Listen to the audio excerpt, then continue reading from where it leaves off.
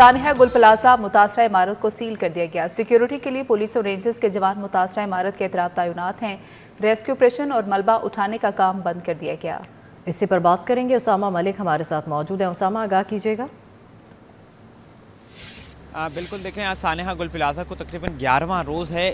इस वक्त जो है वो मुतासरा इमारत को गुज़िश्ता रोज़ रिकवरी एंड रेस्क्यू ऑपरेशन जो था उसको मुकम्मल कर लिया गया था और रात गए जो है वो उसको ग्रीन शर्ट लगाकर सील कर दिया गया है। अलबत्ता ना ही मलबा उठाने का काम जारी है, लेकिन जो है वो उसके बावजूद हैवी मशीनरी तैनात जो है वो यहाँ पर मौजूद है, जबकि जो पुलिस और रेंजर्स है उसके जवान सिक्योरिटी के फ़राइज़ सर अंजाम दे रहे हैं कि जो है वो कुछ जो लोग हैं वो अंदर जो है वो दाखिल ना हो और कोई सामान वगैरह जो है वो आगे पीछे ना हो। अलबत्ता जो सर्चिंग का अमल है वो मुकम्मल तौर पर रोक दिया गया है, लेकिन फिर भी जो है वो उसके बाद भी कुछ गुज़िश्ता रोज़ भी जो है वो एक और जो डीएनए था वो मैच कर गया है इसके मुताबिक, लेकिन जो उसका सैंपल है वो मैच नहीं किया है।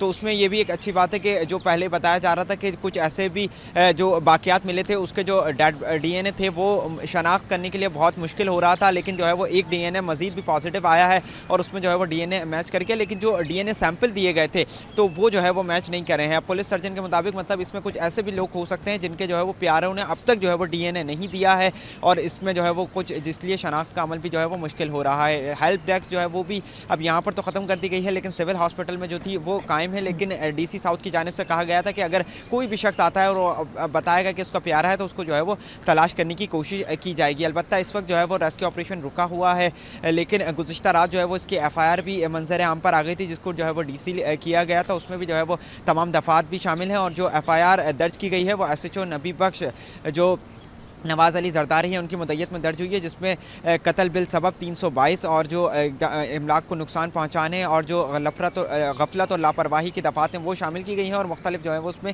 दीगर भी चीज़ें शामिल की गई हैं कि किस दौरान दरवाजे वगैरह बंद किए गए और रेस्क्यू ऑपरेशन को जो है वो मुतासर किया गया। तकरीबन इसमें 73 अफराद की जो है अब तक शनाख्त हो चुकी है, जिसमें से 17 अफराद की जो शनाख्त हुई है वो DNA के ज़रिए और बाकी की जो है वो फेशियल रिकग्निशन के ज़रिए की गई है। लापता अफराद की जो फहरिस्त थी वो 89 तक पहुँच चुकी है।